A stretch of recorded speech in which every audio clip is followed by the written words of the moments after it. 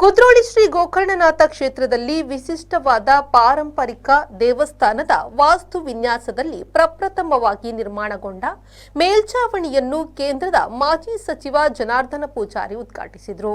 ಈ ಸಂದರ್ಭ ಮಾಲತಿ ಜೆ ಪೂಜಾರಿ, ದೇವಸ್ಥಾನದ ಆಡಳಿತ ಮಂಡಳಿ ಅಧ್ಯಕ್ಷ ಜಯರಾಜ್ ಎಚ್ ಸೋಮಸುಂದರಂ, ಉಪಾಧ್ಯಕ್ಷೆ ಉರ್ಮಿಳಾ ರಮೇಶ್, ಕಾರ್ಯದರ್ಶಿ ಮಾಧವ ಸುವರ್ಣ, ಕೋಶಾಧಿಕಾರಿ ಪದ್ಮರಾಜ್ ಆರ್ ಪೂಜಾರಿ, ಕ್ಷೇತ್ರಾಡಳಿತ ಮಂಡಳಿ ಸದಸ್ಯರಾದ ಸಂತೋಷ್ ಕುಮಾರ್ ಜೆ, ಕಿಶೋರ್ ದಂಡಕೇರಿ, ಅಭಿವೃದ್ಧಿ ಸಮಿತಿ ಅಧ್ಯಕ್ಷ ದೇವೇಂದ್ರ ಪೂಜಾರಿ, ಉಪಾಧ್ಯಕ್ಷ ಡಾ ಬಿಜಿ ಸುವರ್ಣ, ಸದಸ್ಯರಾದ ವೇದಕುಮಾರ್, ಸೂರ್ಯಕಾಂತ್ ಜೆ ಸುವರ್ಣ, ಹರೀಶ್ ಕೆ ಕುಮಾರ್, ಲತೀಶ್ ಸುವರ್ಣ, ಪದ್ಮನಾಭ ಕೋಟ್ಯಾನ್, ಡಿಕೆ ಚಂದನ್ ದಾಸ್, ಹರಿಕೃಷ್ಣ ಬಂಟ್ವಾಳ್, ಮಾಜಿ ಮೇಯರ್ಗಳಾದ ಶಶಿಧರ್ ಹೆಗ್ಡೆ, ಭಾಸ್ಕರ್ ಕೆ, ಮಂಗಳೂರು ನಗರ ಪಾಲಿಕೆಯ ಮಾಜಿ ಸದಸ್ಯೆ ಅಪ್ಪಿ, ಅಶೋಕ್ ಡಿಕೆ ಮೊದಲಾದವರು ಉಪಸ್ಥಿತರಿದ್ದರು.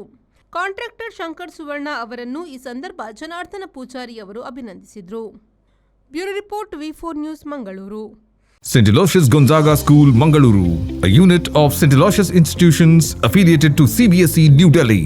The school provides holistic education with modern infrastructure, competent faculty, co-curricular and extracurricular activities. Admission now open for 2025-26 batch to both boys and girls for pre-KG, KG1, KG2 and Class 1. For admission, visit website St. Aloysius Gonzaga School, Mangaluru and register.